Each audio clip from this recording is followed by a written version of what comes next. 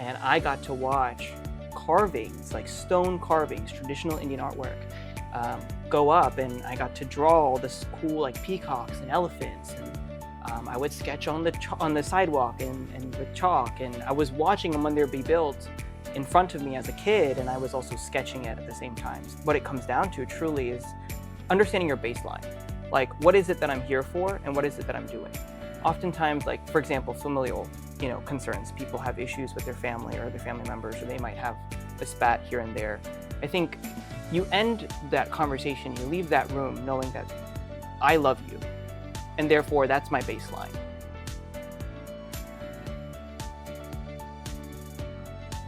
Welcome back to the BAPS Inspired series. Today I'm very excited to have my friend Jaykishan on with us, who's going to be talking to us about his personal and professional life.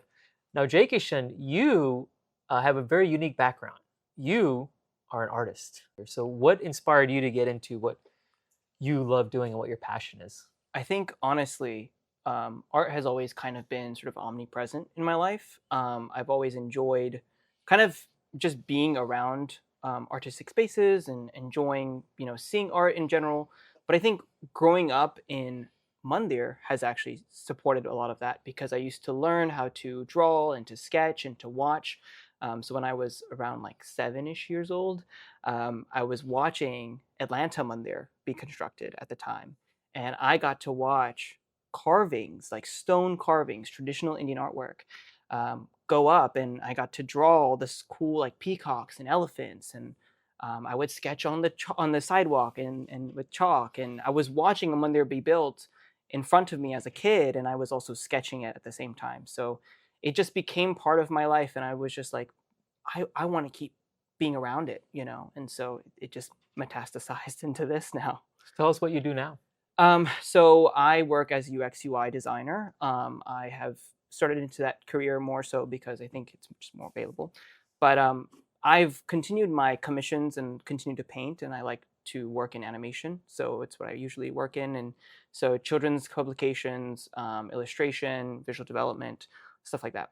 So UX/UI, what is that? It's user interface and user experience, and it's about streamlining a user's process in order to get to whatever they need to get to. So trying to guide them easily through some sort of system or process, like a website, for example, is a good way to do it, or an app. So like bolding some text here or there, or changing colors, but it goes beyond that to kind of creating entire maps or creating more organizational structures to be able to create an easy way for somebody to approach large amounts of information. But you also do more. You're also running your family's business. Yeah. And so you're balancing all these different hats. So how do you continue on what you love passion-wise and also balance the other work obligations that you have? I think that part of it is I have so much support from my family. I actually lean on them quite a bit. They're so supportive of my work, and so they understand how important it is for me as a creative, which I'm sure you understand as a creative yourself. Like, I think being in that space, like, you have to just exude, in order for you to just do other things. So they understand that I need the space to do it, and so I lean on them quite a bit to be able to allow myself to, continue my art space. But just in my like regular day to day, I mean, it is still like work, and I still go to work and do my, job, but I look forward to the art stuff. I look forward to creating. Yeah. So when you create, can you take us through the process of a creative process? Like, I want to get into your head. Like, okay, I want to draw this. I sent you something I wanted you to create. Yes. You haven't responded yet, Okay. but I know you're thinking in your head how Yeah. you're going to do I'll it. get back to you on that. So my entire like process is, I think, pretty, sort of like a tested thing, kind of like scientific method. You do research, you kind of test it out, and then you produce.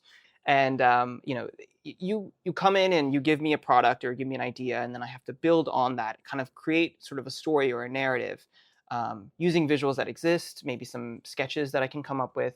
And then from there, I kind of process and test it out, and then eventually you get to the final product.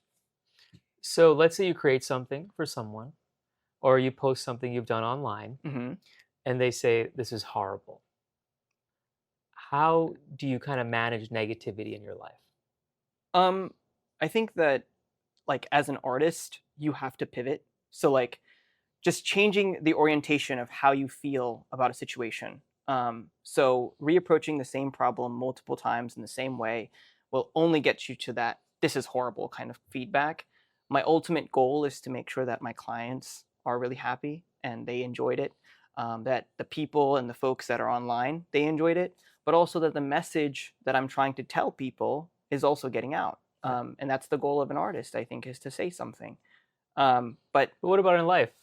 but Like there's in also negative stuff that comes our way, right? Like when yeah, it comes to decisions we need to make, or things that we want to do, or like something we may have said that may have been perceived like negatively, and then you have to hear it. Like how do you kind of get through that storm that may occur because yeah. of like just words in general? I think that it's that's a tough thing to navigate for everybody, and I don't think that I have a perfect answer for that either. But I think what it comes down to truly is understanding your baseline. Like, what is it that I'm here for, and what is it that I'm doing? Oftentimes, like for example, familial, concerns. People have issues with their family or their family members, or they might have a spat here and there. I think you end that conversation, you leave that room knowing that I love you, and therefore that's my baseline. I love you. This is something that's just happened. You work for somebody, something happens at work. I'm here to do the job. That's my baseline. If you can level set back to that spot every single time, I think you can reapproach a situation over and over and over without having a concern. So if there was like a kid out there, right, that you were mentoring, and you had to give him like three pieces of advice when it came to like choosing a career, what would those be? I think there's like a perfect ratio or something that people often tell kids. It's like find what you love, find what you can make money with, and find something that you can like I think it's like connect with or whatever. If I was to tell a kid something like I would just say try everything. Like just do, like my career advice is just do every single thing that you possibly think you can do, because I don't think any path is linear. I think a lot of people end up starting in medicine and then they kind of pivot into something else. I had one of my friends, she was going in as a graphic designer and now as an OBGYN. So like you can go from one, the ability to be agile is far more important than knowing exactly where you want to go.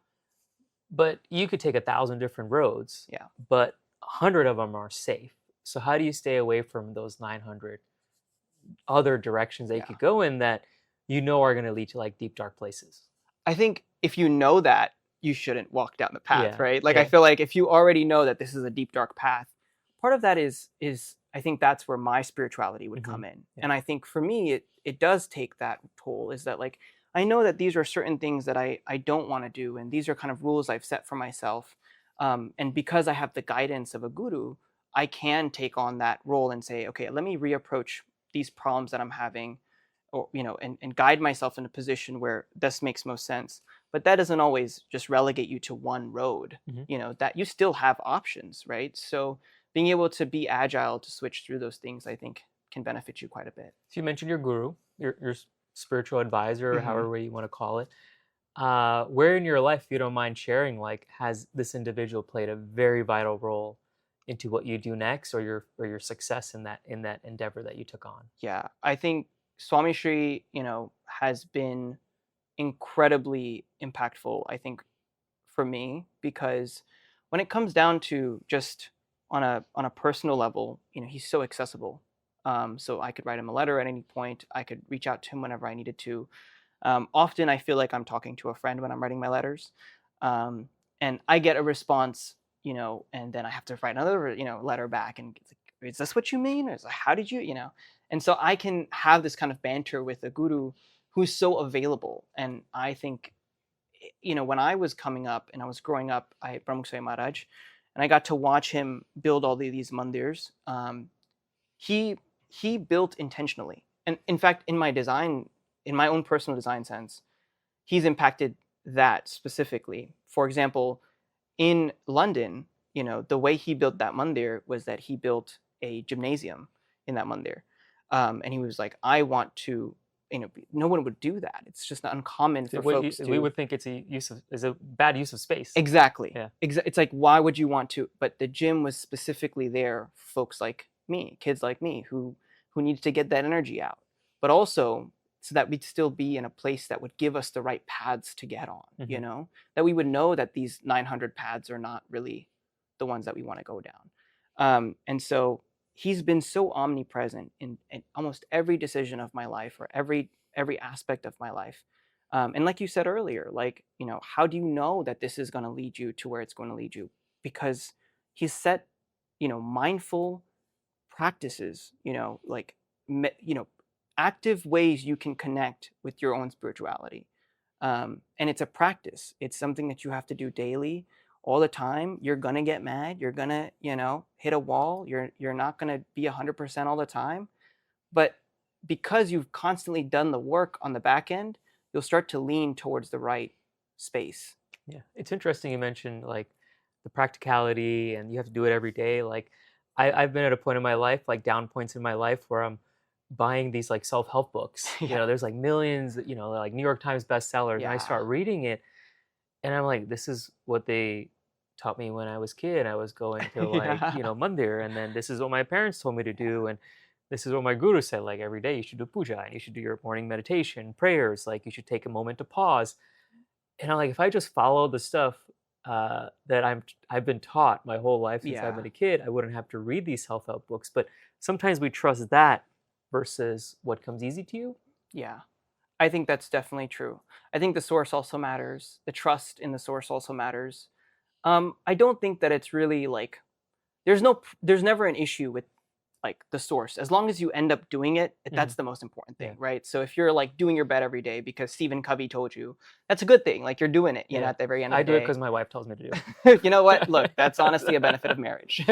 But on top of that, it's like, you become a more active person in your own self by just engaging with this kind of stuff. And it's okay to engage in other sources. It's Mhm. okay to go, read Michelle Obama's book. I mean, she's done incredible amounts of things, and to learn from that, to see that, or Jay Shetty, or any of these other, folks that are out there. I think it's necessary because they're providing information that can help you re-engage with your spirituality, to be honest. Mhm. And maybe that might kind of start you back up on your path again. Yeah. So Jaykishan, where do you see yourself in 10 years? That's a tough question. I hope to continue, obviously. Personally, I want to become, obviously a more centered folk. One of the folks that can approach feedback with a sense of stability and composure. But also, I want to, be an artist that can speak to more traditional Hindu values, to export ideas of Indian culture that are far unseen.